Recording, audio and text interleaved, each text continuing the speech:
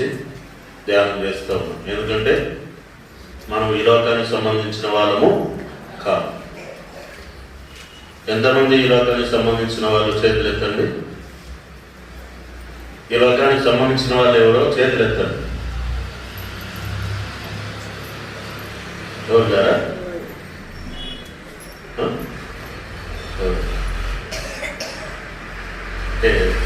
సరే, ఈ లోకానికి సంబంధించిన వారు కాము అనే వాళ్ళు చేతులు ఎత్తండి. దానికి కూడా ఎత్తడం లేదు. మరి ఏదో దానికన్నా ఎత్తారు కదా. దానికి కొంతమంది ఎత్తున్నారు గ్రహించి. ఈ లోకానికి మేము సంబంధించిన వాళ్ళం కాము అనే వాళ్ళు చేతులు ఎత్తారు. ముందు అట్లే ఉంది. సరే, ముందు దానికన్నా చేయెత్తింటే సరే, దానికి చేయెత్తినంటే ఏదో దానికి ఓటు వేయాలి కదా. ఓటు వేయకుంటే కార్యలేదు రసమైన సార్ అని. కాబట్టి మీరు బాగా అర్థం చేసుకోవాలి. ప్రతి క్రైస్తవుడు, ప్రతి దేవుని బిడ్డ ఏ లోకానికి సంబంధించిన వాడు? పరలోకానికి సంబంధించిన వాడు. గట్టి చెప్పండి, దేనికి సంబంధించిన వాడు? పరలోకం. మనకి లోకంలో ఆధార్ కార్డులు ఉండొచ్చు, రేషన్ కార్డులు ఉండొచ్చు, లేదా ఓటర్ ఐడీస్ ఉండొచ్చు, లేదా పాన్ కార్డులు ఉండొచ్చు, లేదా పాస్పోర్ట్లు ఉండొచ్చు, ఇవన్నీ ఉండొచ్చు. అవి కేవలం ఈ శరీరం బ్రతుకున్నంత వరకే. అయితే మన ఆత్మను దేవుడు, మన శరీరాన్ని, మన ఆత్మను అన్నింటినీ తన రక్తం చేత మనం కొని మనకు దేవుడు ఏమిచ్చినాడు? రక్షణనిచ్చినాడు. మనల్ని పరలోకానికి సిద్ధపరుస్తున్నాడు. మనం ఒక దినమున చనిపోతాం. చనిపోయిన తర్వాత మన ఆత్మ ఎక్కడికి వెళ్ళిపోతుంది? పరలోకానికి వెళ్ళిపోతుంది. దేవుని రాజ్యంలో ఎల్లప్పుడూ ఆయనతో పాటు జీవిస్తుంది. కాబట్టి అలాంటి నిరీక్షణతో మనము దేవుని బిడ్డలుగా, క్రైస్తవులుగా జీవిస్తూ ఉన్నాం. కాబట్టి ఆ పరలోకానికి వెళ్ళక మనకు ఈ లోకంలో, భూమి మీద దేవుడు పరలోక రాజ్యంగా మనల్ని సమకూరుస్తున్నాడు. అంటే దీనిని ఏమంటారు? దేవుని రాజ్యం అంటారు. లేదా ఈ సంఘాన్ని ఏమంటారు? పరలోక రాజ్యం అని కూడా అంటారు. కాబట్టి మనం అందరం పరలోక రాజ్యంలో కానీ దేవుని రాజ్యంలో కానీ సభ్యులం. ఒక దినాన్ని ప్రభు వచ్చినప్పుడు ఇదే పరలోక రాజ్యము పైకి ఎత్తబడి ఎక్కడికి పోతుంది? పరలోకంకి వెళ్ళిపోతుంది. ఆ పరలోకంలోనే ఏ రాజ్యం ఉంటుంది?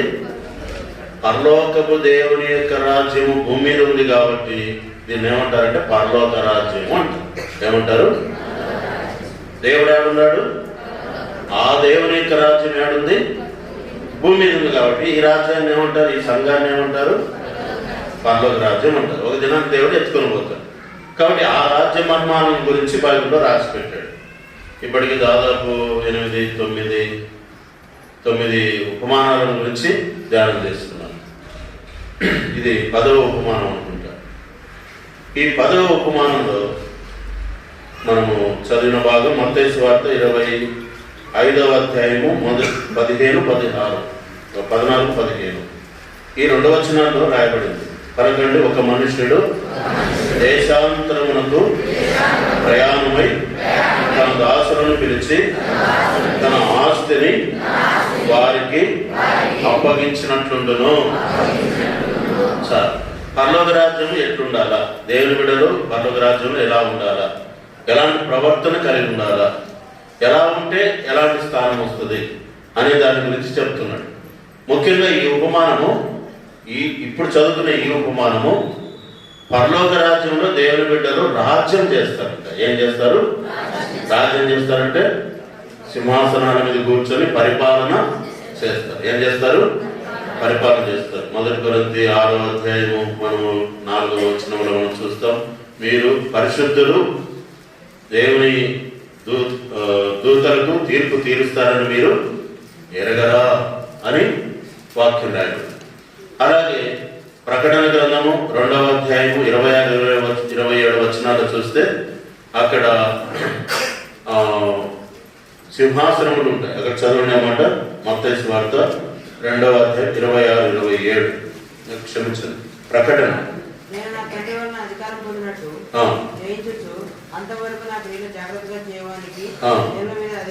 జనుల మీద ఏమిస్తానన్నాడు? అధికారం. ఇదే ప్రకటన 3వ అధ్యాయం, ప్రకటన 3వ అధ్యాయము 21వ వచనం.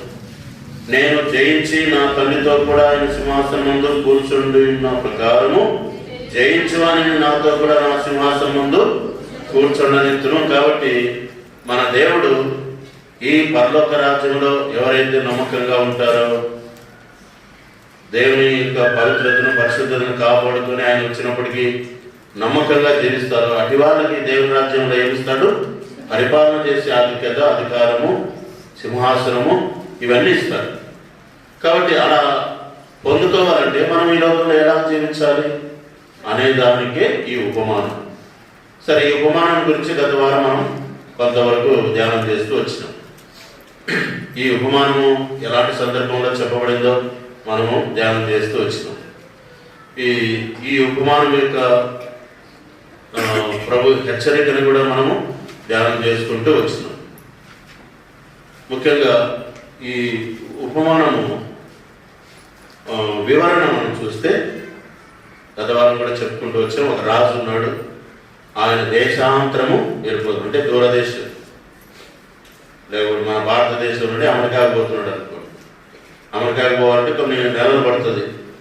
ఇక్కడ ఉన్న ఆస్తి అంతా ఎవరు చూస్తారు? ఆ రీతిగా ఆ రాజు వేరే దేశాంతరం పోతూ తనకున్న ఆస్తిని తన దాసులకు అప్పగించిపోయినాడు.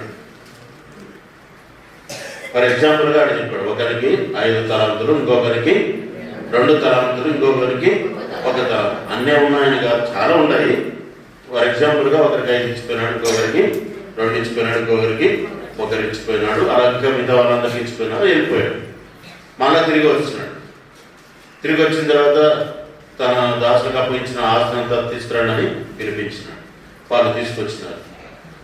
5 ఇచ్చినాడేమో 10 చేసి తీసుకొచ్చినాడు. 2 ఇచ్చినాకేమో వాడు 2 ఇంకా 2 కలిపి మొత్తం 4 తీసుకొచ్చినాడు. ఇంకొకడేమో తనకు అప్పగించినటువంటి ఆ యొక్క తలాంతును టవల్ తెలుసు కదా, రుమాల్ చేతి ఖర్చులో లేదా టవల్లో కట్టేసి బీరువాలు పెట్టేసి తిరిగి ఆయన వచ్చినప్పుడు అప్పగించింది. వాళ్ళలో మంచిగా వ్యాపారం చేసి అభివృద్ధి చేసిన వారిని ఏమన్నాడు చెప్పండి? ఏమన్నాడు? అలా నమ్మకమైన మంచి దాసుడ. తర్వాత అభివృద్ధి చేయకోకుండా రుమాల్లో చుట్టు పెట్టి తిరిగి తెచ్చి ఇచ్చిన వాడిని ఏమన్నాడు? బలా మంచి శ్రద్ధదాసుడు అన్నాడు. ఏమన్నాడు? ఆయనకేమో బలా మంచి నమ్మకమైన దాసుడు అన్నాడు. ఈయనకేమో సోమరివైన చెడ్డదాసుడా అన్నాడు. ఇప్పుడు మన వంతు ఏంటంటే, బలా నమ్మకమైన మంచి దాసుడు అని పిలిపించుకునే స్థితిలో మనము పనిచేస్తున్నామా, లేదా సోమరివైన చెడ్డదాసుడా అని పిలిపించుకునేటట్లు మనం బతుకుతున్నామా అని పరీక్షించుకోమని ఈ ఉపమానం చెబుతున్నాం. యేసు ప్రభువారు కూడా ఆయన రాజు. ఎవరండి? యేసు ప్రభువారికి ఏం పేరు? రాజుల రాజు, ప్రభువులకు ప్రభు, అధిపతులకు అధిపతి. ఆయన సింహాసనాశీనుడు. కాబట్టి మనం ఆరాధన చేస్తూ వచ్చాడు. ఆ రాజులకు రాజు మన కోసం భూమి మీదకి వచ్చాడు. దేనికోసం వచ్చినాడు? మనల్ని రక్షించడం కోసం భూమి మీదకి వచ్చాడు. మనం రక్షణ అంటే ఎంతో ఆరాధనలో చూస్తాం. ఆ రక్షణ ఇవ్వడం కోసం ఆయన తను తగ్గించుకున్నాడు. భూమి మీద ఆయన పుట్టాడు. పుట్టినప్పుడు ఎన్నో అవమానాలు భరించాడు. ఆ తర్వాత జీవిస్తూ ఉంటుండగా అనేకమైనటువంటి నిందల అవమానాలు భరించినాడు, శ్రమ పడ్డాడు. శిలువలో మనందరి కోసం ప్రాణము పెట్టాడు, చనిపోయినాడు, సమాధిలో పెట్టబడినాడు, తిరిగి లేచినాడు. తన రక్త ప్రయోజనం ద్వారా సంఘాన్ని స్థాపించినాడు. దేవుని ప్రజలను స్థాపించినాడు. దేవుని ప్రజలను ఆయన సువార్త ద్వారా అనేకులు రక్షణ పొందారు. ఆయన ఆస్తి ఎవరంటే దేవుని బిడ్డలే. ఆస్తి ఎవరు? ఆయన ఆస్తి ఎవరు? ఎవరు తన రక్తంతో కడగబడి పవిత్రీకరించబడి తన బిడ్డలుగా చేయబడి ఉంటారో వాళ్ళందరూ ఆయన ఆస్తి. ఈ సృష్టి యావత్తు ఆయనదే. కానీ ఇది ఆయన ఆస్తిగా ఎంచుకోడు. ఇదంతా కాలిపోయేది. అయితే తన బిడ్డలే తనతో నిత్యం ఉండేవాడు. కాబట్టి తన ఆస్తిని అంతా సంపాదించి ఆయన పరలోకానికి ఆరోహణమయ్యాడు, వెళ్ళిపోయాడు. ఎక్కడికి వెళ్ళిపోయాడు? పరలోకానికి వెళ్ళిపోయాడు. ఆయన ఆడున్నాడు. ఇప్పుడు ఆయన ఆత్మ ఆడుంది. ఆయన ఆడున్నా కూడా తన ఆత్మతో భూమి మీద సంచరించగలడు. ఆయన ఆత్మ భూమి మీద ఉన్న ఆ ఆత్మకు ఏం పేరంటే పరిశుద్ధ ఆత్మ. ఏం పేరు చెప్పండి? నేను వెళతాను, మీకు ఆదరణగా ఉండినట్లు, మీకు సహాయకరంగా ఉన్నట్లు నా ఆత్మను మీకు పంపిస్తాను. ఆ ఆత్మనే ఏమంటారు? పరిశుద్ధాత్మ. కాబట్టి ఈ పరిశుద్ధాత్మను మన మధ్యలో ఉంటూ మనల్ని నడిపిస్తున్నాడు, మనల్ని బలపరుస్తున్నాడు, మనల్ని హెచ్చరిస్తున్నాడు, మనల్ని ఆ రాజ్యం కోసం సిద్ధపరుస్తున్నాడు. పొరపాట్లు చేసినప్పుడు సరి చేసుకుంటున్నాడు, మనల్ని హెచ్చరిస్తున్నాడు, పురికొల్పుతున్నాడు, ప్రోత్సహిస్తున్నాడు, సిద్ధపరుస్తున్నాడు ఆ ఆత్మ. సరే, ఆయన రెండవసారి వస్తాడు. ఎప్పుడు వస్తాడు? ఆయన వచ్చే సమయం కూడా ఆసన్నమైంది. ఆయన రెండవసారి వచ్చేదాన్ని ఏమంటారు? రెండవ రాకడ అంటారు. మొదటిసారి వచ్చి ఆస్తినంతా సంపాదించి తన దాసులకు అప్పగించిపోయినాడు. ఎవరు? తన దాసులు తన సంఘంలో చేర్చబడి రక్షణ పొంది, మారుమనసు పొంది, పాపక్షమాపణ పొంది ఆయన బిడ్డలుగా చేయబడిన వాళ్ళకే తన ఆస్తిని అప్పగించిపోయాడు. ఏం అప్పగించిపోయినాడు? సంఘాన్ని అప్పగించిపోయినాడు, ప్రజలను అప్పగించిపోయినాడు, తాను కొన్ని ఇచ్చిపోయాడు వాళ్ళకి. వాటన్నిటిని మీరు నమ్మకంగా కాపాడండి అని చెప్పిపోయాడు. పోయిన ఆయన మళ్ళా రెండోసారి వస్తాడు. వచ్చినప్పుడు అందరినీ పిలుస్తాడు. అందరినీ పిలిచి ఏం చేస్తాడు? ఏమడుగుతాడు? లెక్క అడుగుతాడు. నీకు అప్పగించినాను కదా, మీకు ఫర్ ఎగ్జాంపుల్గా మీకు ₹1,00,000 ఇచ్చినాను కదా, ఆ లక్షల్ని ఏం చేసిందారా? 2 లక్షలు చేస్తావు, 3 లక్షలు చేస్తావు, లేక 10 లక్షలు చేసిందావో తెచ్చి ఇవ్వాలి, వ్యాపారం చేసి ఇవ్వాలి. ఆ విధంగా తన దాసుల దగ్గర లెక్క ఒప్పగించుకునేటువంటి టైం ఆయన వచ్చినప్పుడు కలుగుతుంది. అప్పుడు మనం ఎలా ఉంటాం? అప్పుడు నమ్మకంగా ఉంటే బలా నమ్మకం నేను మంచి దాసుడు అని చెప్తాను. నీకు అధికారాన్ని ఇస్తాడు ఏడా పరలోకంలో. ఒకవేళ ఆయన వచ్చినప్పుడు నీకు ఇచ్చిన దాన్ని నేను వ్యాపారం చేసి అభివృద్ధి పరచుకోకుండా అలాగే రుమాల్లో కట్టి పెట్టుంటే నిన్ను సోమరివైన చెడ్డదాసుడా అంటాడు. అప్పుడు నీకు రక్షణ కాదు కదా, నరకానికి పంపిస్తాడు. ఇది జరుగుతుంది. కాబట్టి ఇక్కడ 2 గుంపుల వాళ్ళని చూస్తున్నాం. ఎన్ని గుంపులు? ఒకటి ఆయన వలన మెప్పు పొందిన గుంపు, ఆయన వలన మెప్పు పొందని గుంపు. ఆయన మెచ్చుకున్న గుంపు ఉంది, ఆయన తిరస్కరించి రిజెక్ట్ చేసినటువంటి గుంపు కూడా ఉంది. ఏమిటో వింటున్నారా? మరి ఏ గుంపులో మనం ఉన్నాం? పోయిన వారము ఆయన మెచ్చుకున్న గుంపుల గురించి కొన్ని విషయాలు చూసుకున్నాం. ఎవరు మెచ్చుకున్న గుంపు? గట్టి చెప్పండి. ఎవరు మెచ్చుకున్నారు? ఆ రాజు మెచ్చుకున్న గుంపు. ఆ మెచ్చుకున్న గుంపుల గురించి 5 విషయాలు మనం చూసాము.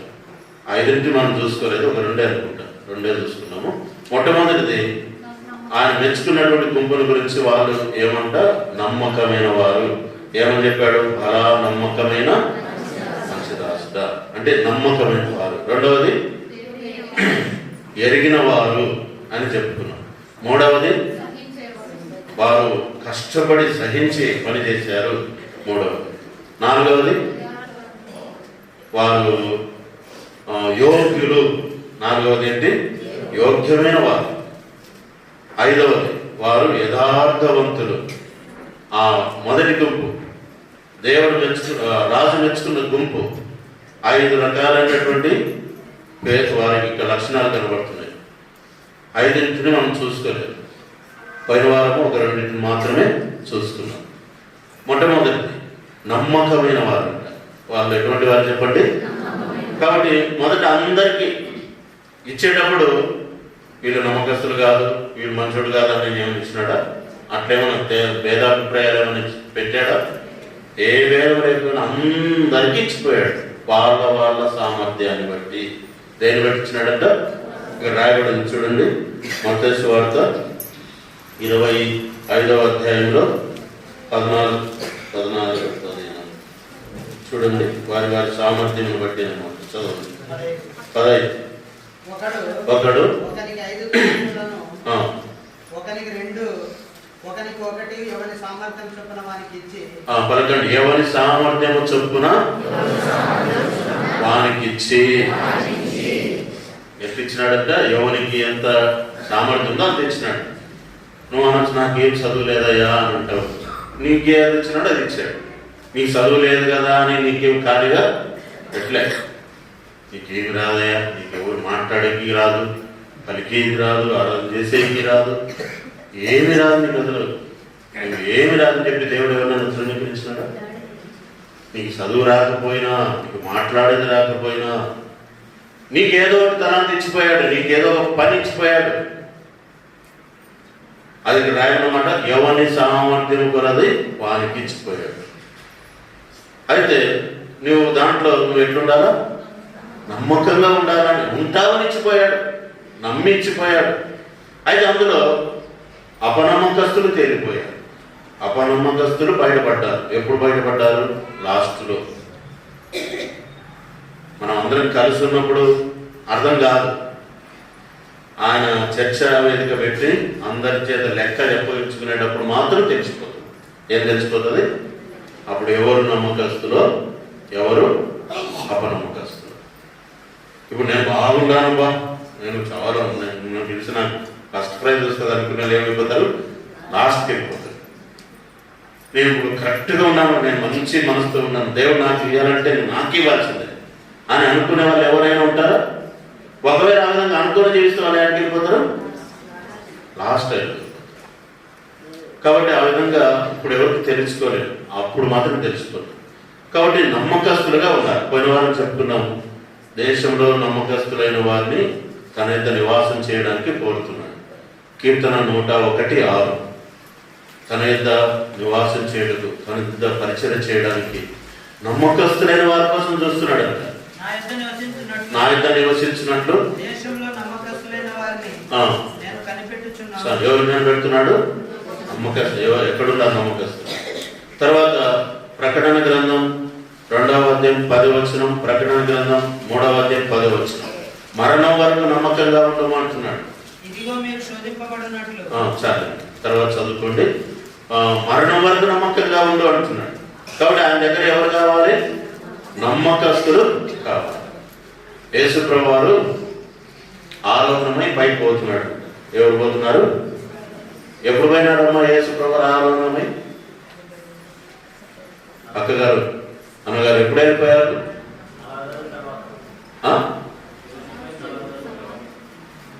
4 రోజుల తర్వాత. ఏ 40 రోజుల తర్వాత? ఎప్పుడు యేసు ప్రభువారు పరలోకానికి ఆరాధనమైనాడు?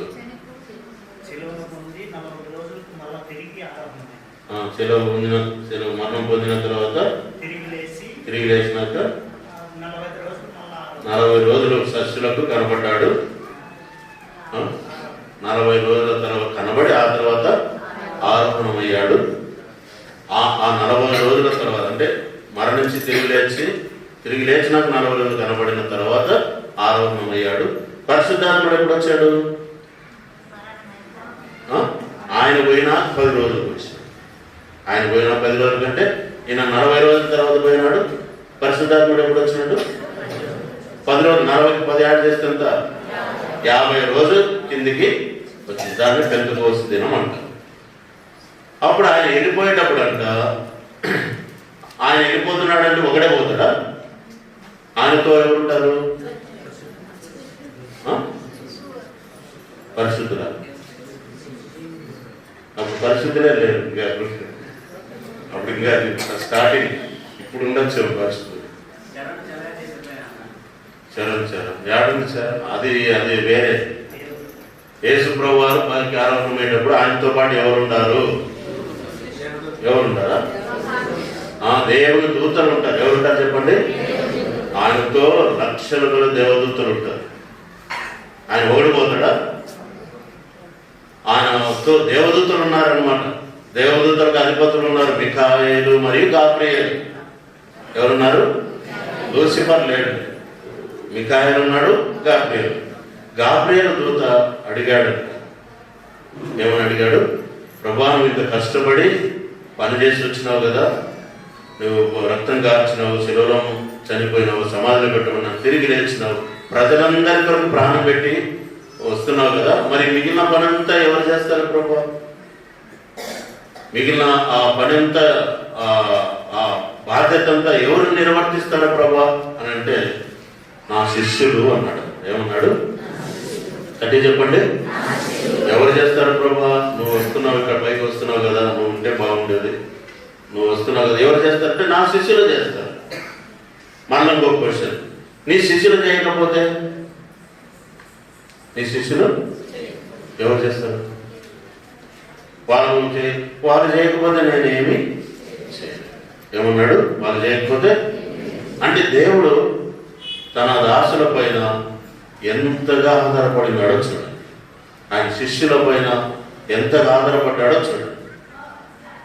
అదే ఈ ఉపమానం చెప్పాడు, మీకు అప్పగించిన దానిని నమ్మకంగా చేయండి అని ప్రభు ఇక్కడ చెప్తుంది. కాబట్టి నమ్మకత్వం అనేది చాలా ప్రాముఖ్యం. ఏం ప్రాముఖ్యము? నమ్మకస్తులై ఉండుట. ఆ దినాల్లో మనం గత వారం చెప్పుకుంటూ వచ్చాం. మోషే ఎలా ఉన్నాడంట? 12:1 మోషే నమ్మకమైన వాడంట. అలాగే గత వారం మనం చెప్పుకుంటూ వచ్చాం 2 దినవృత్తాంతములు 31:20 హిజ్కియా నమ్మకంగా ఉన్నాడంట. 34:20 2 దినవృత్తాంతంలో కొంతమంది నమ్మకమైన పనివారు ఉన్నారంట. తర్వాత నెహెమ్యా గ్రంథంలో 7వ అధ్యాయం 2వ వచనం, 13వ అధ్యాయం 13వ వచనం, 9వ అధ్యాయం 8వ వచనంలో నమ్మకమైన పనివారు ఉన్నారంట. ఎవరి దగ్గర? నెహెమ్యా దగ్గర. ఈరోజు దానియేలు ఎలా ఉన్నాడంట? 4వ అధ్యాయం 6వ వచనంలో నమ్మకమైన వాడుగా ఉన్నాడంట. 16వ అధ్యాయం 10వ వచనం లూకాసు వార్త 16వ అధ్యాయం 10వ వచనంలో కొంచెంలో నమ్మకంగా ఉన్నవాడు ఎక్కువలో నమ్మకంగా ఉంటాడు, కొంచెంలో అపనమ్మకంగా ఉండేవాడు ఎక్కువలోనూ కూడా అపనమ్మకంగా ఉంటాడు. కాబట్టి దేవుడికి ఎవరు కావాలా? అన్నలు చెప్పండి, ఎవరు కావాలి? గట్టి చెప్పండి. వాళ్ళు చెప్పండి, వీళ్ళు చెప్పరు, వీళ్ళు చెప్పరు, అందరూ చెప్పండి ఒకసారి. దేవుడికి ఎవరు కావాలా? నమ్మకస్తులు కావాలి. సరే, ఇది ఒకటి అయిపోయింది. రెండవది ఎరుగుట. ఎవరైతే దేవుని ఎరుగుతారో, ఎవరైతే దేవుని ఎంత ఎరుగుతారో, దేవుని ఏ పరిమాణంలో ఎరుగుతారో అంతగా దేవుని ప్రేమిస్తారు, అంతగా దేవునిలో ఎదుగుతారు. ఎరగడము, ఎదగడం. చెప్పండి, ఎరగడం వేరు, ఎదగడము వేరు. ఎవరు ఎంత ఎరుగుతారో వాళ్ళంతా ఎదుగుతారు. ఎదగడం అంటే అభివృద్ధి పొందుతారు. దేవుని ఎంత ఎరుగుతాం? కొద్ది ఎరిగితే కొంత తెలుసుకుంటే కొంతే, ఇంత తెలుసుకుంటే ఇంతే, ఇంత కూడా తెలుసుకోవచ్చు. నువ్వు ఎంత తెలుసుకుంటే అంత ఆధ్యాత్మికంగా అభివృద్ధి పొందుతావు. కాబట్టి దేవుని తెలుసుకోవడం కోసం, దేవుని ఎరగడం కోసం, దేవుని నేర్చుకోవడం కోసం మనము ప్రయాసపడాలి, కష్టపడాలి. ఈ భూమి మీద ఉన్నప్పుడే దేవుని నేర్చుకుంటాం, ఇంకా తర్వాత ఏమైనా నేర్చుకునేది కదా. ఈ లోపు మొదలు పెట్టేస్తాం అనుకో, ఇంకా అప్పుడేమైనా నేర్చుకునేది కదా. సరే, ఈ బైబిల్లో ఉంది, ఈ బైబిల్లో ఎన్నో విషయాలు ఉన్నాయి. ఈ భూమి మీద ఉన్నంత వరకే కదా ఈ విషయాలు నేర్చుకునేది. ఆ తర్వాత ఏముందా? నేర్చుకుంటామా? టైం ఉంటుందా? అవకాశాలు ఉంటాయా? ఉండవు. కాబట్టి ఈ భూమి మీద ఉన్నప్పుడే దేవుణ్ణి నేర్చుకోవడానికి మనము క్రయం చెల్లించాలా, వాక్యాన్ని బాగా చదవాలా, వాక్యాన్ని నేర్చుకోవాలా, విశ్వాసంతో వాటిని ప్రాక్టీస్లో అనుభవంలోకి తెచ్చుకోవాలి. ఏదో సమయాన్ని గడపడం కోసము కాదు, కుక్కలు బతికినట్టుగా బతకడము కాదు. అంటే కుక్కలు బతుకుతాయి, ఎక్కడ బతుకుతాయి?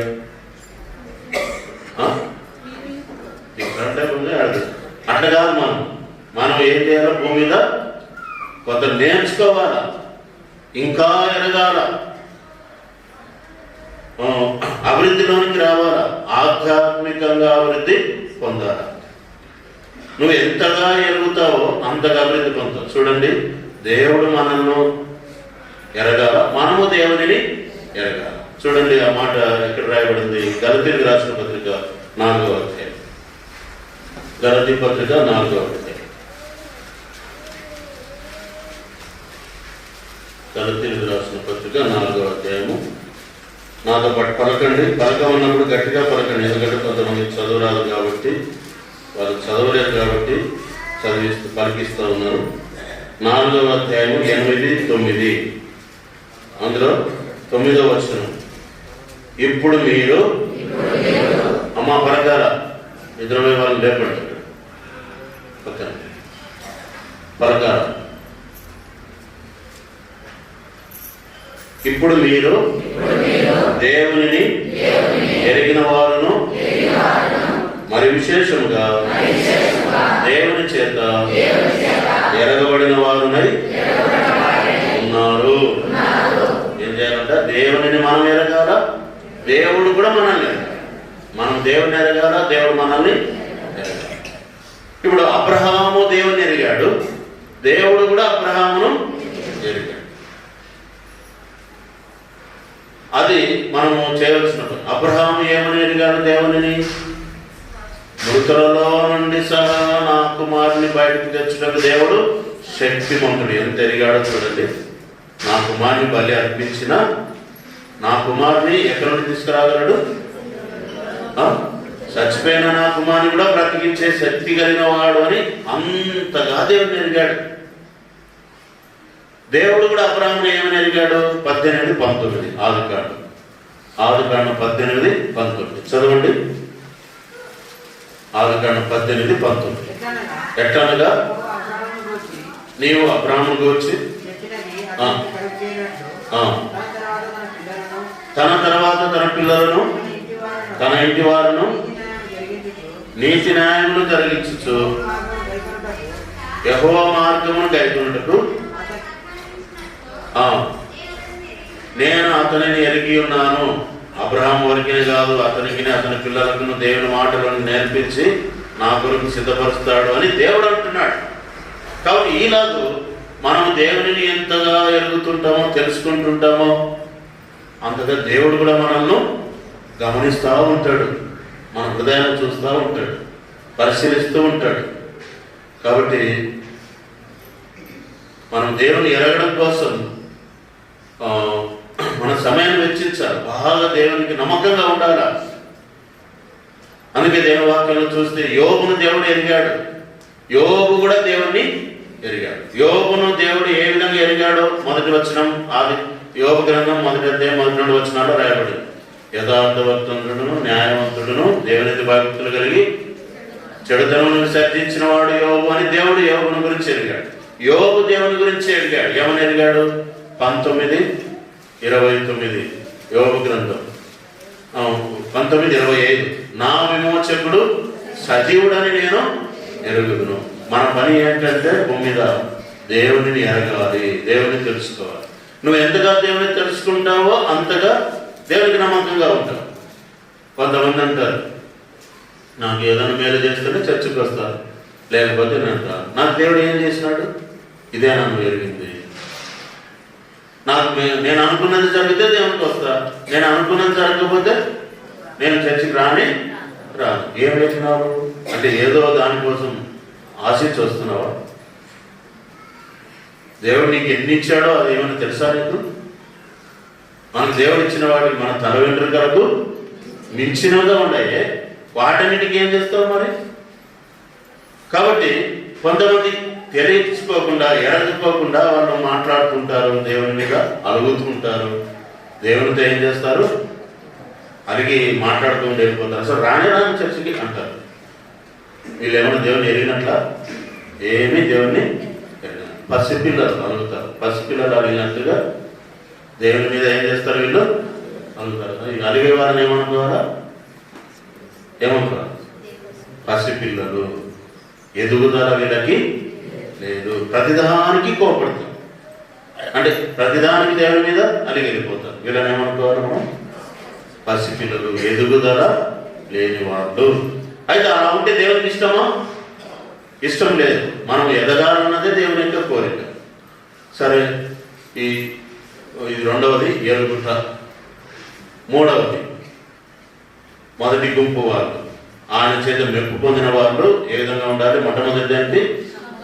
గట్టి చెప్పాలమ్మా, నమ్మకమైన. రెండవది దేవునిని ఎరిగిన వారు. దానియేలు, షడ్రక్, మేషక్, అబేద్నెగో వాళ్ళు కూడా ఎరిగారు. ఏమని ఎరిగారు? రాజు దగ్గర చెప్తున్నాడు. ఏమని చెప్తున్నారు? ఓ నెబుకద్నెజర్ రాజా, ఇందును గూర్చి చింతపడవలసిన అవసరం మాకు లేనే లేదు. మా దేవుడు ఈ మండుచున్న వేడి మీద అగ్నిగుండం నుండి తప్పించుటకు సమర్థుడు. తప్పించకపోయినా కూడా నీవు నిలబెట్టించినటువంటి బంగారు ప్రతిమకు మేము సాగిలపడము, పూజించమన్నా. ఎంత ఎరిగారో చూడండి. నువ్వు ఎంతగా ఎరుగుతున్నావు దేవుని. వాళ్ళు ఏదైనా వాళ్ళ ముందు దేవునిది కాదు ఏది వచ్చినా దాన్ని ఏం చేస్తున్నారు? తోసివేస్తున్నారు. నీవు నీ జీవితంలో దేవుని కొరకు ఎంత త్యాగం చేస్తున్నావు, ఎంత సమర్పణ కలిగి ఉన్నావు, దానిని బట్టి అర్థమైపోతుంది నువ్వు దేవుని ఎంత ఎరిగావో. కాబట్టి నువ్వు దేవుణ్ణి ఎరిగిన వాడుగా ఉండాలి. ఏమ్మా అంటున్నారా? అర్థమవుతుందా? రెండోది. మూడవది చెప్పండి. మూడవది ఏంటి? సహించేవారు. ఏం చేస్తారు వీళ్ళు? సహిస్తారు. వ్యాపారం చేయాలి. 5 తలాంతులు ఒకరికి ఇవ్వబడింది, ఇంకొకరికి 2 తలాంతులు, ఇంకొకరికి 1 తలాంతు. 5, 2 కలిగిన వాళ్ళు ఏం చేసినారు? వ్యాపారం చేసినారు. మీరు ఎంతమంది వ్యాపారస్తులు ఉన్నారు చెప్పండి? చేయొద్దండి, తప్పేం లేదు. వ్యాపారస్తులు రైట్, ఇంతమంది ఉన్నారు. కొంతమంది ఎత్తలే. వ్యాపారస్తులకు వాళ్ళ బాధలు ఏంటో తెలుసు. ఎన్నో ఎదిరింపులు పడాల్సి ఉంటుంది, ఎంతో అవమానాలు ఎదుర్కోవాల్సి వస్తుంది, సిగ్గుపడాల్సి వస్తుంది, కష్టాలు అనుభవించాల్సి వస్తుంది. అన్ని కష్టపడి వాళ్ళు ఏం చేస్తారు? వ్యాపారం చేస్తారు. ఏం చేస్తారు చెప్పండి? సహనం లేకపోతే, సహించకపోతే వాళ్ళు వ్యాపారంలో అభివృద్ధి తీసుకురాలేదు. 1 సంవత్సరం వస్తుంది, ఒకసారి నష్టం వస్తుంది, ఒకసారి లాభం వస్తుంది, ఒకసారి మొత్తమే చెడిపోతాయి. ఇవన్నీ కూడా ఏం చేయాలో సహిస్తారు. అలాగే దేవుని ప్రజలు దేవుడు మనకి ఇచ్చిన దానిని వ్యాపారం చేయమన్నప్పుడు, ఆ విషయంలో ఆ పనిలో ఉన్నప్పుడు మనకు ఏ పరిస్థితులు వచ్చినా ఏం చేయాలి? సహించాలి. ఎవరైతే సహిస్తారో వాళ్ళే ఆయనతో పాటు ఏలుతారు. ఎక్కడుందన్నమాట? సహించిన వారమైతే ఆయనతో కూడా ఎక్కడుందన్నమాట? ఏమో చెప్పండి. 1 తిమోతి 2:12, 2వ అధ్యాయం 12వ వచనం చదవండి త్వరగా. సహించిన వారమైతే 2 తిమోతి 2:12, ఆయనతో కూడా ఎరగము. ఆయనను ఎరగమంటే మనలను ఆయన ఎరగను అను. చాలు. మనం సహిస్తే ఆయనతో పాటు ఎరుగుతాం. కష్టపడితే, ప్రయాసపడితే, నిందలను అవమానంలో భరిస్తే ఆయనతో పాటు ఏం పొందుతాం? అధికారాన్ని పొందుతాం, స్థానాన్ని పొందుతాం. సహించకపోతే ఏది కూడా లేదు. ఇది ఎన్నో చూసాం? మూడవది. నాలుగవది ఏంటి? యోగ్యమైన వారు. ఎటువంటి వారు? ఈ మొదటి గుంపు యోగ్యమైనటువంటి వారు. ఈ యోగ్యత ఎలా వస్తుంది? యోగ్యులు, అయోగ్యులు, ఈ 3 కూడా వారు నెరవేర్చినట్లయితే వాళ్ళు యోగ్యత కిందకి వస్తారు. సహించే వాళ్ళు యోగ్యులు, తర్వాత నమ్మకమైనటువంటి వారు యోగ్యులు, ఆయనను ఎరిగినటువంటి వారు యోగ్యులు. చూడండి, ఈ యోగ్యతను గురించి మనము 1 కొరింథీయులకు రాసిన పత్రిక 7వ అధ్యాయం 35వ వచనం. 1 కొరింథీ 7:35 తీసిన వచనండి. యోగ్యులు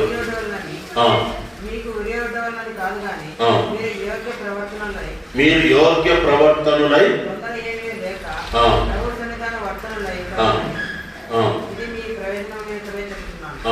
అలాగే 2 కొరింథీ 9వ అధ్యాయము 13వ వచనం. 2 కొరింథీ 9:13.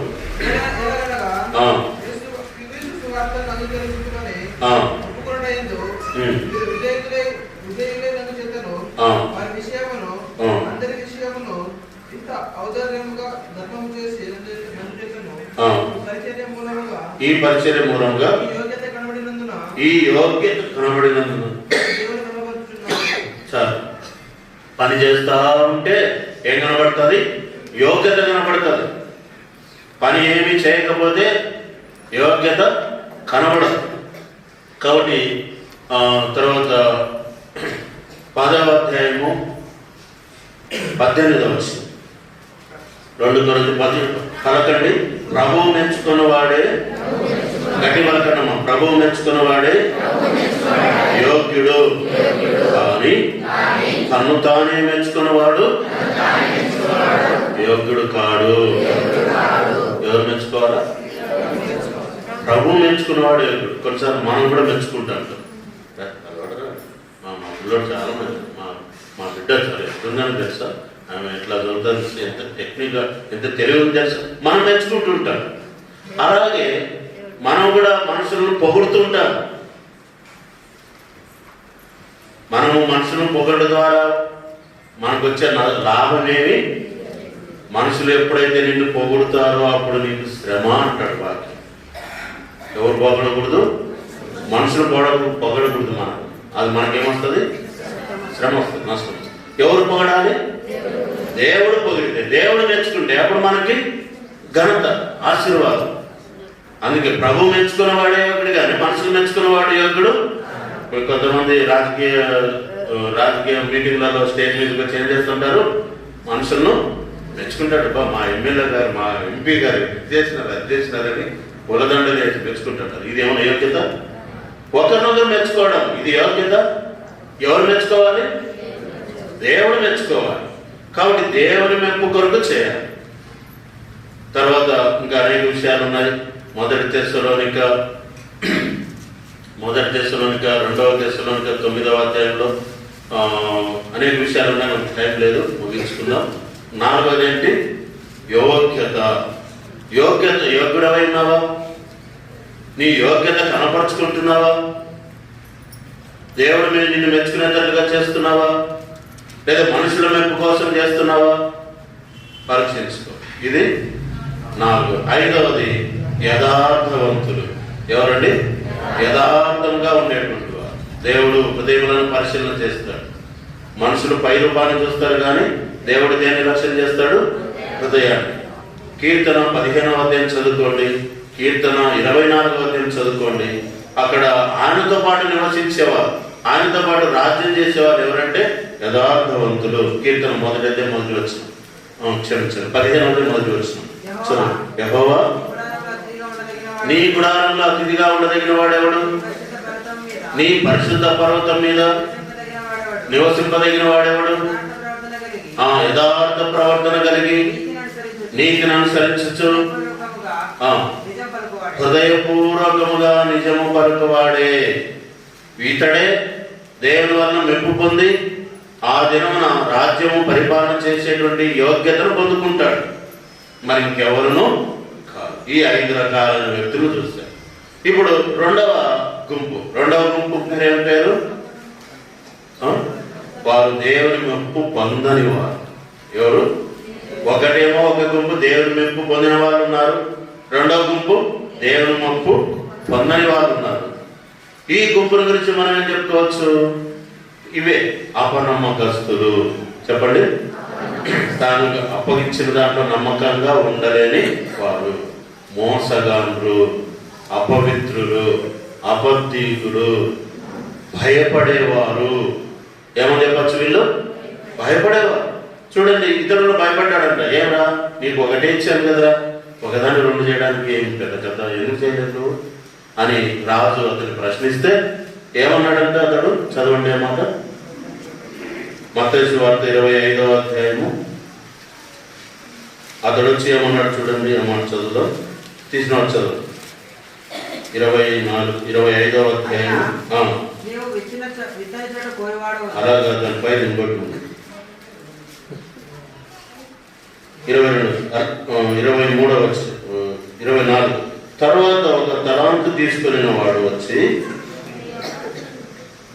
అయ్యా నువ్వు విత్తని చోట పోయేవాడును, చల్లని చోట పంట కూర్చుకునేవాడు నేను కఠినుడవని నేను ఎరుగుతాను కనుక నేను భయపడి వెళ్ళి నీ తలాంతును భూమిలో దాచిపెట్టుకుని ఇదిగో నీది నీవు తీసుకోనమని చెప్పాను. చాలు. అతడు వచ్చినాడు. ఇంకో దాంట్లో లూకాసు వార్తలో ఉందనుకుంటా, వాడు వచ్చినాడు. ఆ తలాంతు చేతిలో పెడితే, ఎందుకు నువ్వు ఇట్లా చేయలేదు, నువ్వు ఎందుకు వ్యాపారం చేయలేదు అని అంటే వాడు అన్నాడు, ఏమన్నాడు? నీ విత్తన చోట పోయేవాడును, చల్లని చోట పంట కూర్చుకున్నావు కఠినుడు. నీకెవరు చెప్పారు నా గురించి? నీకెవరు చెప్పినారు? రాజు పోయిన తర్వాత కొంతమంది ఏమని చెప్పుకుంటారు, ఈ రాజు మంచోడు, ఇది చాలా కఠినస్తుడు. ఒకవేళ నువ్వు వ్యాపారం చేస్తూ అనుకో, అది పోయిందనుకో, నేనేం చేస్తాడు, నిన్ను అరెస్ట్ చేయించి పోలీసులకు అప్పగించి ఆడేపిస్తాడు, ఏపిస్తాడు. నీకెందుకు తిప్పాలని అవసరంగా, నీ ఇచ్చింది దానికి ఎట్టుండేది అట్లే పెట్టుకున్నావు, వచ్చినప్పుడు అది ఇచ్చే మెచ్చుకుంటానులే నేను. ఎవరు మాట విన్నాడు? చెప్పుడు మాటలు విన్నాడు. తానే తన రాజు గురించి జరిగినది ఏమి మనుషుల మాట విన్నాడు, చెప్పుడు మాటలు విన్నాడు. విని నేను ఎరుగుదును అంటున్నాడు. ఏమెరిగాడు? నువ్వు కఠినాత్ముడు అని ఎరిగాడు. నేను కఠినస్తుడు నీకు అడుగుతున్నారా? నేను కఠినస్తుడు కరెక్టే. నాకు ఉన్న దయ నీకు తెలీదా? నాకున్న ప్రేమ నీకు తెలీదా? నేను ఎంత క్షమిస్తాను నీకు తెలీదా? ప్రేమించేవాడు క్షమించేవాడు ఇద్దరు కూడా శిక్షించే అధికారం కూడా ఉందని నీకు తెలీదా? నువ్వు మంచిగా పనిచేసింది నేను నీకు జీతం ఇచ్చేవాడిని కదా, నిన్ను మెచ్చుకునేవాడిని కదా, నువ్వు ఎందుకు ఇట్లా చేయలేదు? కాబట్టి ఇతడు ఏమయ్యాడంట, మనుషుల మాటలు ఏమయ్యాడు, హృదయంలో భయం వచ్చేసింది, భయపడ్డాడు. కొంతమంది భయపడతా ఉంటారు, దేవుడి పని చేయాలన్నా భయపడతారు, సువార్త చెప్పాలన్నా భయపడతారు, దేవుడి మందిరం ఏ పని చేయాలన్నా భయపడతారు, దేవునికి ఏదైనా చేయాలన్నా ఏమవుతారు, భయపడతారు. ఇతడు భయపడిపోయాడు. రెండవది, కాని విధంగా అర్థం చేసుకున్నాడు, అతడు దేవుడిని ఎరిగినవాడు కాడు. కాబట్టి తాను మంచి మేలు చేస్తున్నాను అనుకున్నాడు. ఏమనుకున్నాడు? ఏం చేయడం మేలు? రుమాలు చుట్టి వీరవారు దాచిపెట్టడం. రోజు పోయి చూసేవాడు, ఉందా లేదా? దేన్ని చూసేవాడు? దేనారాన్ని ఏమంటే ఆ తరాంతను ఉందా లేదా అని చూసి నమ్మకంగా జాగ్రత్త ప్రతిరోజు చెక్ చేసేవాడు. ఏమనుకునేవాడు మనసులో? ఉంది ఉంది, ఆయన వచ్చినప్పుడు నేను ఇస్తాను. రోజు చెక్ చేసేవాడు, నెల నెలా చెక్ చేసేవాడు. ఉంది అనుకునేవాడు, తాను అనుకునేవాడు నేను నమ్మకంగా కావాడు. అయితే ఆ రాజు వచ్చి ఏం చేసినాడు? సోమరివైన చెడ్డదాసు. నీకు ఇట్లా అనుకున్నప్పుడు ఆ రూపాయి లేదా ఆ తలాంతుని తీసుకుపోయి, అంటే తలాంతు అంటే ఎంత, 3,600 రూపాయలు కావచ్చు. ఇది వేరే వారికి వడ్డీకి ఇచ్చింటే 2 రూపాయలు వడ్డీ, 3 రూపాయలు వడ్డీ, తెలుసు కదా. చాలా మంది వడ్డీలు ఇస్తారు వడ్డీలకు. కాబట్టి 2 రూపాయలు వడ్డీకి ఇచ్చింటే 3 రూపాయలు ఇచ్చింటే ఆ వడ్డీతో నేను వసూలు చేసుకొని అప్పుడైనా నీకు కొద్దిగా మేలు కలిగేది అని చెప్పి అంటూ, సోమరివైన చెడ్డదాసు, నా గురించి నువ్వు ఎదిగిందే తప్పురా అని చెప్పేసి అతన్ని ఏం చేశాడంట? చూడండి, 25వ అధ్యాయము 29వ వచనం, 30వ వచనం చదవండి, పలకండి. మరియు పనికి మారిన ఆ దాసుని వెలుపటి చీకటిలోనికి త్రోసివేయడి, అక్కడ ఏడుపును కండ్లు కొరుకుడయు ఉండును. ఆ దినాన ఎంతమంది ఇలాంటి అపనమ్మకస్తుల స్థితిలోకి వచ్చేస్తారో, ఆ దినాలు ఎంతమంది క్రైస్తవులు, ఎంతమంది విశ్వాసులు ఇలాంటి పరిస్థితికి వస్తారో, ఆ దినాన ఈ 2వ గుంపులోకి ఎంతమంది వస్తారో, ఈ దినాన్ని పరిస్థితి ఎలా ఉందో ఒకసారి పరీక్షించుకో. భయపడుతున్నావా దేవుని పని చేయడానికి? స్వార్థ ప్రకటించడానికి భయపడుతున్నావా? దేవుని పని కొరకు క్రయం చెల్లించడానికి భయపడుతున్నావా? నష్టం వస్తుందని అనుకుంటున్నావా? ఆ దేవుని గురించి తప్పుగా అర్థం చేసుకున్నావా? ఒకసారి పరిశీలన చేసుకో, సరి చేసుకో. దీనుడుగా యథార్థంగా ప్రభుత్వం దగ్గర క్షమాపణ వేడుకో. ప్రభా నన్ను క్షమించు, ఇప్పటి నుంచి నీ కోసం జీవిస్తాను నాయన. నేను ఎవరి వైపు చూడను, మనుషుల వైపు చూడను, పరిస్థితుల వైపు చూడను. నువ్వు నాకు అప్పగించిన దాంట్లో, నాకు ఇచ్చిన దాంట్లో నేను నమ్మకంగా ఉంటా ప్రభు అని నువ్వు తీర్మానము చేసుకో. అలాంటి తీర్మానం చేసుకోకుండా బలను మాత్రం చేయవేయద్దు. ఇదేదో ప్రసాదం కాదు, కళ్ళు కలుపుకొని తినే ప్రసాదం కాదు. నువ్వు ఒప్పుకోవడానికి సంబంధించింది అన్నమాట. నువ్వు లేకోకుండా బలలో చేయవేయడం అది నీకు నష్టం. మారు మనసు లేకోకుండా, తీర్మానం లేకోకుండా బలలో చేయవేయడం నష్టం.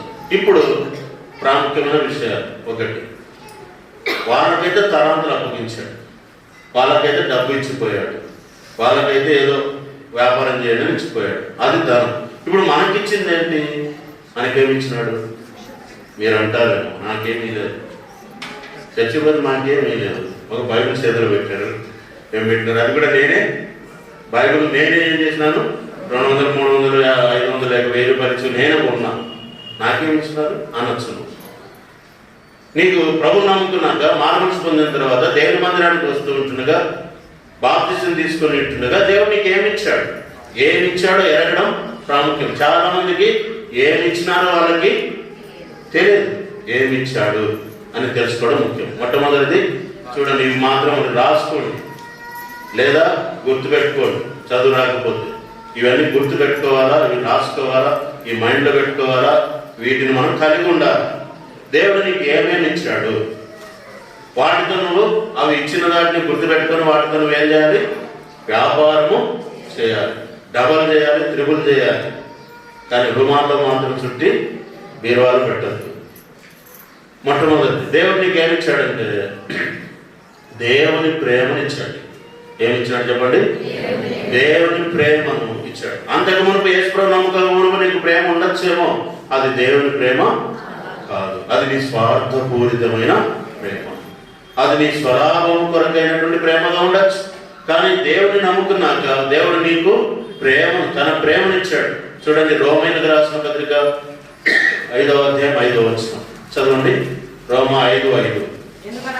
ఎందుకనగా ఈ నిరీక్షణ మనలను సిగ్గుపరచదు, మనకు అనుగ్రహింపబడిన పరిశుద్ధాత్మ ద్వారా దేవుని ప్రేమ మన హృదయములలో కుమ్మరించబడిందంట. ఎక్కడ కుమ్మరించబడింది? దేవుని పరిశుద్ధాత్మ ద్వారా దేవుడు తన ప్రేమను మన హృదయాల్లో ఏం చేసినాడు? కుమ్మరించినాడు, ఇచ్చినాడు. అది మనం కలిగి ఉన్నాం. ఆ ప్రేమను మనం ఏం చేయాలి? దేవుని ప్రేమను అభివృద్ధి పరచుకోవాలి. ఏం చేయాలి? ఆ దేవుని ప్రేమను మన హృదయంలో ఉంచుకుంటే మనము మన ఇంట్లో ప్రేమిస్తాం, మన సంఘంలో ప్రేమిస్తాం, ఇతరులను ప్రేమిస్తాం. కీడు చేసిన వారికి కూడా మనం ఏం చేస్తాం? మేలు చేస్తాం. దూషించిన వారిని, ద్వేషించిన వారిని కూడా మనము ప్రేమిస్తాం. ఈ ప్రేమ అంతకంతకు మనలో ఏం కావాలి? అభివృద్ధి కావాలి. కానీ ప్రేమను మాత్రం పోగొట్టుకోవద్దు. ఏం చేయొద్దు? గట్టి చెప్పండి, ఏం చేయొద్దు? దేవుని ప్రేమను నువ్వు పోగొట్టుకోవద్దు. దినాలు గడుస్తూ ఉంటుండగా, ప్రారంభ దినాల్లో, రక్షించబడిన ప్రారంభ దినాలలో, మందిరానికి వస్తున్న ప్రారంభ దినాల్లో, వాక్యము ఎరగని ప్రారంభ దినాలలో, బాప్తిసం తీసుకున్న ప్రారంభ దినాల్లో ఎంతో ఆసక్తిగా అందరికి ప్రేమ. కొన్ని విషయాలు తెలిస్తే, కొన్ని సంగతులు తెలిస్తే, కొన్ని రోజులు పోతే, కొన్ని సంవత్సరాలు గడిస్తే నాకు అంతా తెలుసు అనిపిస్తుంది. నీకు ఏమనిపిస్తుంది చెప్పండి? ఏమనిపిస్తుంది? నేను ఎన్నో నుంచి సంఘంలో ఉన్నాను తెలుసా, నేను ఎంత పని చేస్తున్నాను తెలుసా, నేను లేకపోతే ఎక్కడుంది తెలుసా అన్నంత నీకు వస్తుంది. అప్పుడు ప్రేమించడం ఏమవుతావు? మానేస్తావు. అటు దేవుణ్ణి ప్రేమించినట్టు మనసును కూడా ప్రేమించడం. ప్రేమ ఏమైపోతుందంటే చల్లారిపోతుంది. ఏమైపోతుంది చెప్పండి? ప్రేమ ఎందుకు చల్లారిపోతుంది? అక్రమం విస్తరించిన చేత అనకల ప్రేమ చల్ల. మత్తయి సువార్త 24:12 చదవండి. దేవుని ప్రేమ ఈ దినాల్లో ఏమైపోయింది? చల్లారిపోయింది. చదవండి. మత్తయి సువార్త 24:12. అక్రమం విస్తరించిన చేత ఏమైపోయిందంట? ప్రేమ. అది ఇప్పుడు బలనమ్మకమైన నుంచి దాసుడు అంటాడా? ప్రేమ ఏం కావాలి? అభివృద్ధి పొందాలి, పెంచుకోవాలి. దినదినము ప్రభువును సమీపించే కొలది, మనకు మరణం సమీపించే కొలది ఏం కావాలి? మన ప్రేమ. మన దినాలు గడుస్తుంటే మనం దేనికి సమీపిస్తున్నాం? మన దినాలు గడిచే కొలది దేనికి సమీపిస్తున్నాం? మరణానికి. దేనికి? సమాధికి. దేనికి సమీపిస్తున్నాం? మనం చనిపోయే దినానికి దగ్గర అయిపోతున్నాం. ఒక దినం పోయింది, సంవత్సరం పోయింది, ఇంకో సంవత్సరం, ఇంకా దగ్గర అవుతున్నాం. వస్తూ ఉంది. ఏది? మన మరణ దినం.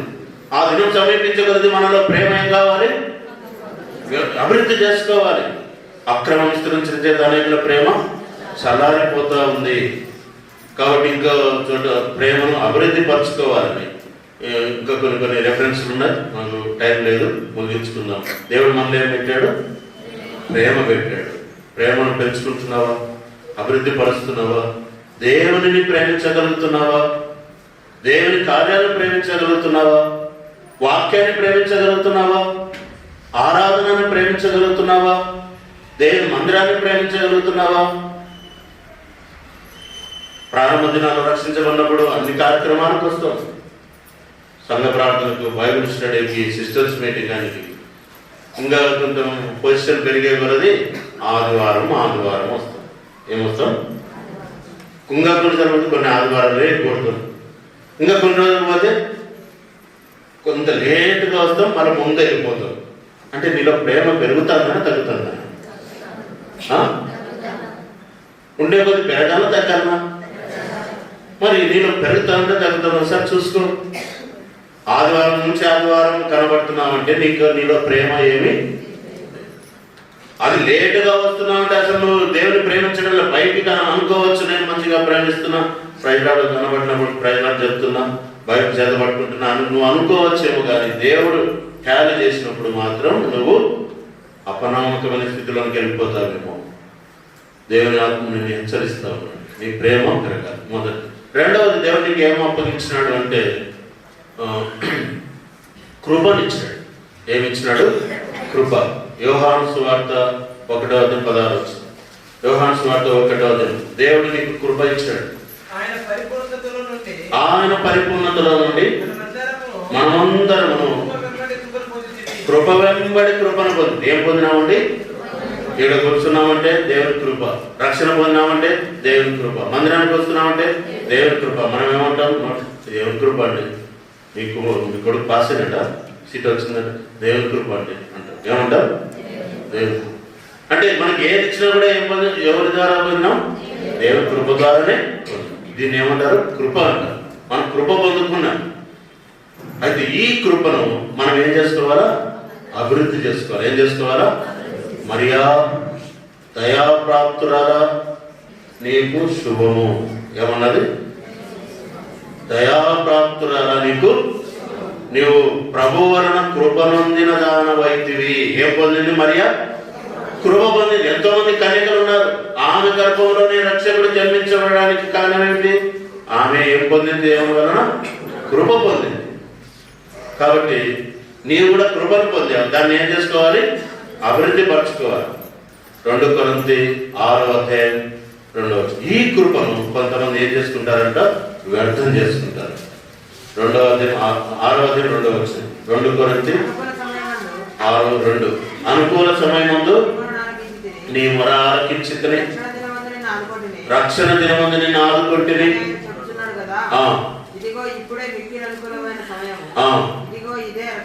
మొదటి వచనం చదువు.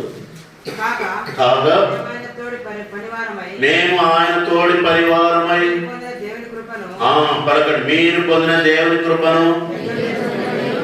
గట్టి పలకండి, మీరు పొందిన దేవుని కృపను వ్యర్థము చేసుకునవద్దని బతిమాలుకొనుచున్నాను. బతిమాలుకోవడం అంటే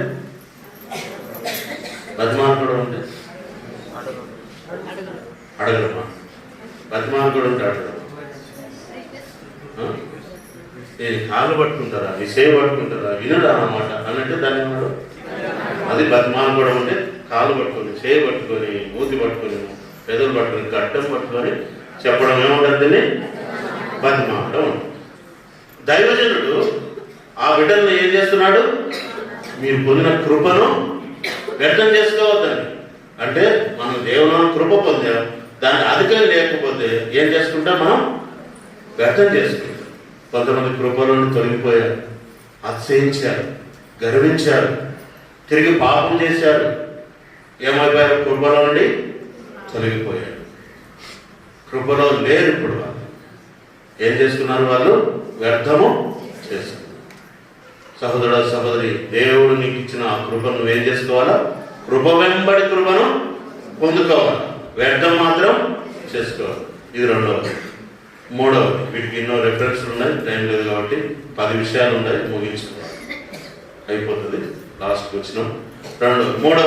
మూడవది రక్షణను పొందాడు. ఏం పొందాం? దేవుడు మనకి ఏమి ఇచ్చినాడు? రక్షణ ఇచ్చాడు. ఆరాధనలో మనం వాటిని చూసాం. ఎఫెసీయులకు రాసిన పత్రిక 2వ అధ్యాయము 5, 6, 7 వచనాలు చూస్తే కృప వలన కృప చేత మీరు రక్షించబడితిరి అంటాడు. అక్కడ ఏం రాయబడింది? కృప చేత మీరు రక్షించబడితిరి. ఏం పొందింది? దేవుడు రక్షణ ఇచ్చాడు. ఏంటి అది? మనకు కనబడదు రక్షణ, అది మనకు దేవుని ఆత్మ చేత ముద్రించబడింది. ఆ రక్షణ దేవుడు మనకి ఇచ్చాడు. దాన్ని మనం ఏం చేసుకోవద్దు? వ్యర్థం చేసుకోవద్దు. అందుకే కొరింథీయులకు రాసిన మొదటి పత్రిక ఫిలిప్పీ 2వ అధ్యాయం చూడండి. ఫిలిప్పీ 2వ అధ్యాయం 12వ వచనం. ఈ రక్షణ, దేవుడిచ్చిన రక్షణను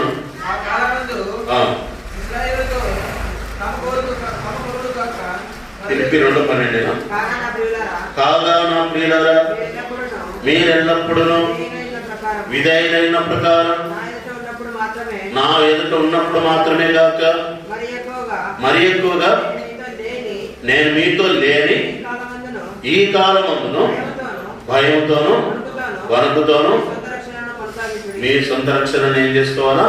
కొనసాగించాలి. మొట్టమొదటిది ఏంటి? ప్రేమ. 2వది ఏంటి? కృప. 3వది ఏంటి? రక్షణ దేవుడిచ్చాడు. ఈ రక్షణను కాపాడుకోవాలా. రక్షణను పోగొట్టుకునే ప్రమాదం కూడా ఉంది. విచ్చలవిడిగా జీవిస్తే, భయం లేకుండా బతికితే, ఆ ఏమంటదిలే అని అన్నిటికి పోయి తింటా ఉంటే ఏం పోగొట్టుకుంటావు? మనసు పోతుంది, మనస్సాక్షి పోతుంది, గుడ్డిదైపోతుంది, రక్షణే ఉండదు. వస్తాంటాం, పోతాంటాం, ఏమాత్రం ఎదుగుదల ఉండదు. ఇది 3వది. 4వది, దేవుడు మనకి ఏమిచ్చాడంటే ఆత్మనిచ్చాడు. ఏమిచ్చినాడు? ఆత్మ. మొదటి ఎఫెసీయులకు రాసిన పత్రిక 1వ అధ్యాయము 13, 14 వచనాలు చూడండి.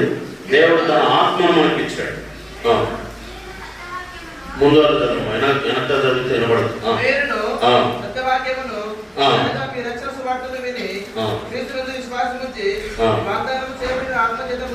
వాగ్దానం చేయబడిన ఆత్మ చేత మీరేం చేయబడితే? ముద్రించబడితే. ఆత్మను దేవుడు ఇచ్చాడు. మీలోనికి ఏం పంపాడు? ఆత్మ పెట్టాడు. ఇంకా మీరు రోమా 8:15 చదువుకోండి. రోమీయులకు రాసిన పత్రిక 3:34 చదువుకోండి. రోమా 6:63 కూడా చదవండి. దేవుడు తన ఆత్మను మనకు ఇచ్చాడు. ఈ ఆత్మను ఏం చేసుకోవాలి? మనం అభివృద్ధి పరచుకోవాలి, ఆత్మలో జీవించాలి. దీన్ని ఏమంటారు? పరిశుద్ధాత్మను మనకు దేవుడు ఇచ్చాడు. మనలో ఎవరున్నారు? పరిశుద్ధాత్ముడు. ఆ పరిశుద్ధాత్మను మనం ఏం చేయకూడదు? దుఃఖ పెట్టకూడదు. ఏం చేయొద్దు చెప్పండి? పరిశుద్ధాత్మను ఏం చేయొద్దు? దుఃఖ పెట్టద్దు. పరిశుద్ధాత్మను ఎదిరించద్దు. పరిశుద్ధాత్మను ఆర్పకూడదు. ఎఫెసీయులకు రాసిన పత్రిక 4:30 పరిశుద్ధాత్మను దుఃఖ పెట్టద్దు అని రాయబడింది. ఎఫెసీ 4:30 దుఃఖపరచుడు చాలు. అంటే మనలో ఉన్న ఆత్మ, మనం దేవుని మాట వినకపోతే, దేవుని మందిరం రాకపోతే, ప్రార్థన చేయకపోతే, వాక్యం చదవకపోతే ఎవరు దుఃఖపడతారు? ఏమ్మా ఎవరు? చూసే మా అమ్మ నాయన అనుకుంటారు. అమ్మ చెప్పిన వాళ్ళు దుఃఖపడతారు. కానీ కనబడకపోకుండా ఎవరు దుఃఖపడతాడు? పరిశుద్ధాత్ముడు దుఃఖపడతాడు. నువ్వు పాపం చేస్తుంటే పరిశుద్ధాత్ముడు దుఃఖపడతాడు. ఇంకెంతకాలం దేవుని ఆత్మను దుఃఖపెడతావు నువ్వు? పరిశుద్ధాత్మను దుఃఖపెట్టద్దు. దాన్ని పరిశుద్ధాత్మను ఏం చేయొద్దు? ఎదిరించద్దు. అంటే ఏడున్నాడు పరిశుద్ధాత్మ? కంటి కనబడతాడా? నీలోనే ఉంటాడు. కొన్నిసార్లు ఇంకా విసిగిపోయి ఆయన నీలో ఏమైపోతాడు? వెళ్ళిపోతాడు. వద్దు, వీడు అపవిత్రుడు, నేను ఉండను, ఈమె అపవిత్రుడు, ఉండను నేను అని చెప్పేసి ఎవరు వెళ్ళిపోతారు? పరిశుద్ధాత్మ వెళ్ళిపోతాడు. ఎదిరిస్తే, ఆయనకు లోబడకపోతే. కాబట్టి పరిశుద్ధాత్మను ఎదిరించిన వారికి లూకాసు వార్త 12వ అధ్యాయము చూడండి. యేసు ప్రభువారినైనా క్షమాపణ దేవు కానీ పరిశుద్ధాత్మను దుఃఖపెట్టిన వారికి క్షమాపణ లేదంట. చూడండి ఆ మాట. లూకాసు వార్త 12వ అధ్యాయం. లూకాసు వార్త 12వ అధ్యాయము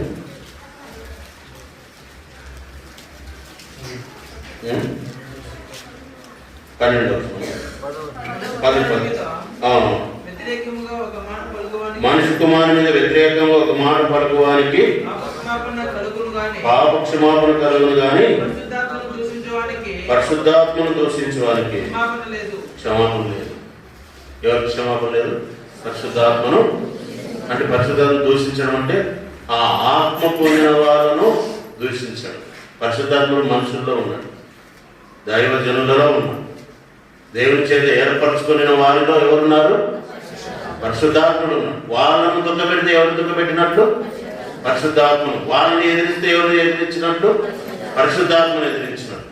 యేసు ప్రభువారినైనా దూషించిన క్షమాపణ దొరుకుతుందేమో కానీ పరిశుద్ధాత్మ కలిగినటువంటి వ్యక్తులను దూషించి వారికి విరోధంగా మాట్లాడితే ఏం దొరకదంట? అలాగే చరిత్రలో ఎన్నో ఉన్నాయి. కాబట్టి దేవుడు నీకు ఆత్మనిచ్చాడు. ఆ ఆత్మ నువ్వేం చేయొద్దు. ఆ ఆత్మతో నువ్వేం చేయాలి? వ్యాపారం చేసి ఎక్కువ చేసుకోవాలి కానీ తక్కువ చేయొద్దు. ఎన్ని చూసాం? 4. ఐదవది 2 కొరింథీ 9:17 గృహ నిర్వాహకత్వం ఇచ్చాడు. చదవండి. 1 కొరింథీ 9 ఇష్టపడకపోయినను గృహ నిర్వాహకత్వం నాకు ఇవ్వబడింది. ఏమిచ్చినాడు దేవుడు నీకు? గృహ నిర్వాహకత్వం బాధ్యత ఇచ్చాడు దేవుడు. ఏమిచ్చినాడు?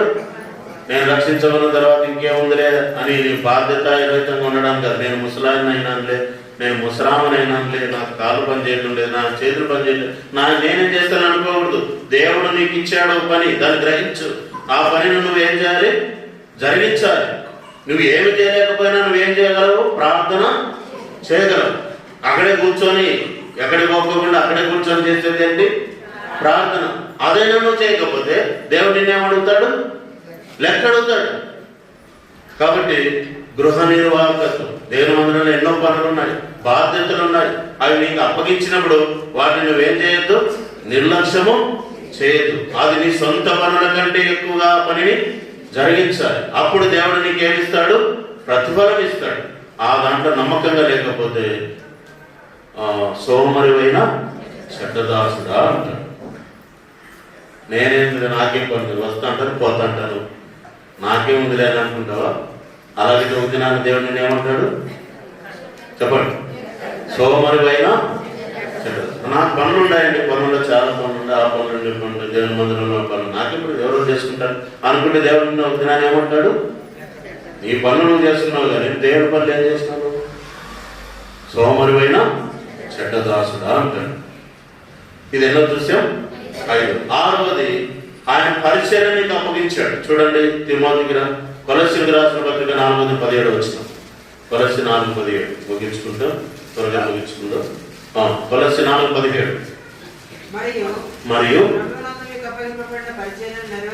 ప్రభువునందు మీకు అప్పగింపబడిన పరిచర్యను నెరవేర్చు. మీకు అప్పగించబడిన పరిచర్య ఏం అప్పగించింది? ఎవరు అప్పగించారు? అది పాట పాడడం కావచ్చు, వాక్యం చెప్పడం కావచ్చు, సువార్త కావచ్చు, ప్రార్థన కావచ్చు, ఏదో పరిచర్య నీకు చేసేటువంటి అవకాశం దేవుని మందిరంలో కనిపిస్తా ఉన్నాడు. దాన్ని నువ్వేం చేయొద్దు? నిర్లక్ష్యం చేయొద్దు. బుధవారం పరిచర్యకు పోయేది.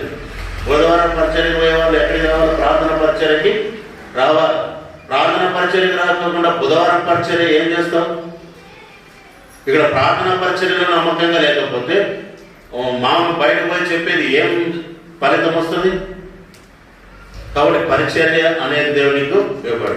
స్త్రీలకు సువార్త పరిచర్య, ప్రార్థన చేసే పరిచర్య, ఏమి లేకపోయినా, ఏమి చదువు రాకపోయినా ఏం చేయొచ్చు? కొన్ని మాటలు యేసయ్య గురించి చెప్పచ్చు, కొన్ని మాటలు ప్రార్థన అయినా అది కూడా పరిచర్యే. దానికి మించిన పరిచర్య ఏది? చేస్తున్నావా అని. లేకపోతే ఒక దినాన సోమరివైన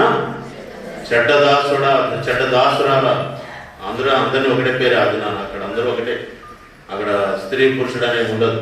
సోమరివైన చెడ్డదాసుడా అని అంటాడు. కాబట్టి ఇది ఎన్నో చూసాం?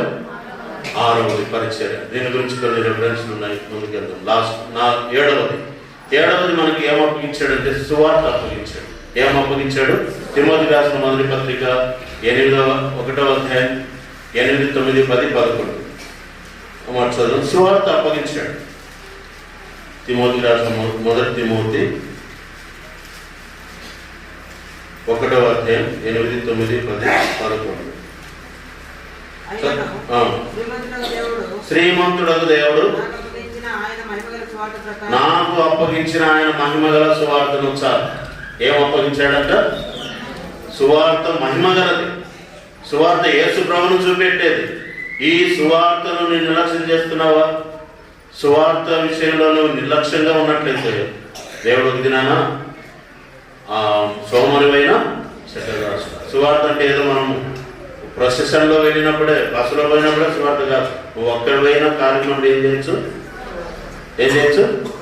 సువార్త చేయొచ్చు. కరపత్రికల దగ్గర పెట్టుకొని ఎక్కడైనా పోతున్నప్పుడు కరపత్రికలు ఇచ్చి సువార్త చెప్పచ్చు. సంఘంతో పోయినప్పుడే అది పెద్ద సువార్త. కానీ నువ్వు ఇండివిజువల్గా ఒక్కరివి సువార్త చేయొచ్చు. ఇటు సువార్తను దేవుడు నీకు అప్పగించినాడు. ఇది ఎన్నో చూసాం? 8వది సంఘంను అప్పగించాడు. ఏం అప్పగించినాడు? దేవుడు తన దాసులకు సంఘంను అప్పగించాడు. చూడండి, ఇది దైవ సేవకుల విషయంలో చెప్పబడింది. ఓ తిమోతి అని అంటాడు. దైవ సేవకుని ఉద్దేశించి తిమోతికి రాసిన మొదటి పత్రిక 5వ అధ్యాయము 20వ వచనం. ఓ తిమోతి, నీకు అప్పగింపబడిన దానిని కాపాడి. ఓ తిమోతి, నీకేం అప్పగించబడింది? సంఘం అప్పగించబడింది. ఆ సంఘమును నువ్వేం చేయాలి? కాపాడాలి. ఆ సంఘమును ఆధ్యాత్మికంగా పోషించాలి, హెచ్చరించాలి, ఖండించాలి, గద్దించాలి, బుద్ధి చెప్పాలి. ఇది నీకు అప్పగించబడింది. నువ్వేం చేయాలి? సంఘాన్ని కాపాడాలి.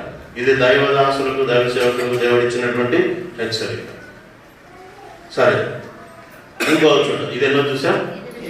8. 9వది మంచి పదార్థాన్ని దేవుడు అప్పగించాడు. మంచి పదార్థం. 2 తిమోతి 1:14. 2 తిమోతి 1:14. నీకు అప్పగింపబడిన ఆ మంచి పదార్థమును మనలో నివసించు, పరిశుద్ధాత్మను కాపాడుము. చాలు. ఏమని రాయబడింది ఇక్కడ? నీకు అప్పగించబడిన ఆ మంచి పదార్థం. ఏ మంచి పదార్థం? ఆ మంచి పదార్థం అంటే గోధుమ పిండ లేదా బిర్యానీ? ఏంటి ఆ మంచి పదార్థం అంటే? మనలో దేవుడు పెట్టి ఏంటంటే విశ్వాసం. ఆ మంచి పదార్థం, ఆ విశ్వాసం. నువ్వు దానిని కాపాడు. నీకు అప్పగించబడినటువంటిది ఏదో అది నీలో ఉన్నటువంటి ఆధ్యాత్మికమైన లక్షణం. దాన్ని నువ్వేం చేయాలి? కాపాడాలి. దాంట్లో నువ్వు నమ్మకంగా ఉండాలి. ఇది 9వది. 10వది బోధ అప్పగించబడింది. తీతు పత్రిక 3వ వచనం. తీతు పత్రిక 3వ వచనం. తీతు పత్రిక 3వ వచనం. అందరూ క్షమించండి. యూదా పత్రిక 3వ వచనం. యూదా పత్రిక 3వ వచనం. మనకందరికీ కలిగిన రక్షణను గురించి విశేష ఆసక్తి గలవాడనై ప్రయత్నపడుతుండగా పరిశుద్ధులకు ఒక్కసారి అప్పగింపబడిన బోధ నిమిత్తము మీరు పోరాడవలనని మిమ్మల్ని వేడుకొనుచున్నాను. పలకండి, పరిశుద్ధులకు ఒక్కసారి అప్పగింపబడిన బోధ. బోధ అంటే వాక్యం. ఈ దేవుడు నీకు చెప్పినటువంటి ఈ వాక్యాన్ని నువ్వేం చేసుకోవాలి? కాపాడుకోవాలి. హృదయంలో నెమ్మది వేసుకోవాలి. ఇతరులకు చెప్పాలి. రకరకాల బోధలు ఉన్నాయి. వాటి వైపు తిరగద్దు. నీకు అప్పగించబడిన బోధ అపోస్తలుల బోధ. ఏం బోధ? అపోస్తలు. అపోస్తలు అంటే పంపబడిన వారు. ఆ బోధ యందు నువ్వు నిలకడగా. ఏమేమి ఇచ్చాడు చూడండి. తలాంతులు వాళ్ళకైతే 5, 2, 1 ఇచ్చిపోయాడు. నీకేమి ఇచ్చాడు? 10 ఇచ్చాడు. ఎన్ని ఇచ్చినాడు? 10 మీనాలు అంటారు కదా. లూకాసు వారు 19:11 చదివితే 10 మీనాలు ఇవ్వడా ఆడరాయబడి. ఈ 10 మీనాలు ఏంటి? 10 మనకి దేవుడు ఇచ్చిన మొట్టమొదటి ఏంటి? త్వరగా చెప్పండి, ముగించుకుంది. 1, దేవుడు ప్రేమ మనకి ఇచ్చాడు, దాన్ని కాపాడుకోవాలా. 2వది కృపనిచ్చాడు, దాన్ని కాపాడుకోవాలా. 3వది రక్షణనిచ్చాడు, కాపాడుకోవాలా. 4వది ఆత్మను మనలో పెట్టాడు, దాన్ని పోగొట్టుకోవద్దు. పాపం చేస్తూ ఉంటే ఆత్మ వెళ్ళిపోతుంది, జాగ్రత్తగా ఉండాలా. 4వది. 5వది గృహ నిర్వాహకులతో బాధ్యత ఇచ్చాడు, దీన్ని కాపాడుకోవాలి. 5వది పరిచయం ఇచ్చాడు, దీన్ని నెరవేర్చాలా.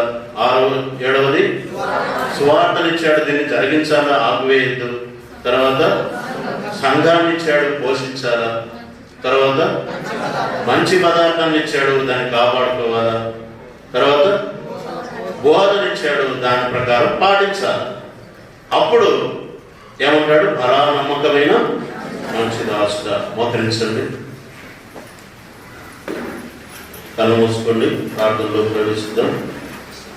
ఈ విషయాల్లో నువ్వు నిజంగా తీర్మానం చేసుకుంటే వాళ్ళు వచ్చేది. అటు ఇటు నీ ఇష్టానుసారంగా జీవిస్తూ దేవునికి విరోధంగా బతుకుతుంటే ఏమాత్రం సరి చేసుకోకుండా, తీర్మానం చేసుకోకుండా బలలో చేయవేస్తే అది మీకే నష్టం. గ్రహించి బలలో చేయవేది.